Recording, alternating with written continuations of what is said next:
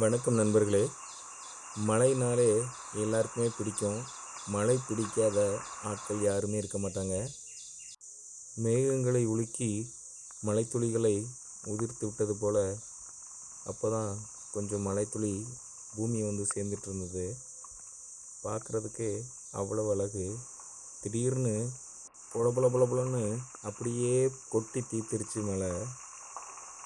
அந்த மழையை ரசிக்கிறதுல அவ்வளவு ஆனந்தம். துளிகள் ஒவ்வொன்றும் முத்துகள் மாதிரி தரையில் பட்டு சிதறி ஓடிச்சு. மழை எவ்வளவு ஆனந்தமோ அதே மாதிரி மழை முடிந்த பிறகு நாம் பார்க்குற காட்சிகள் ஒவ்வொன்றுமே அழகுதான்.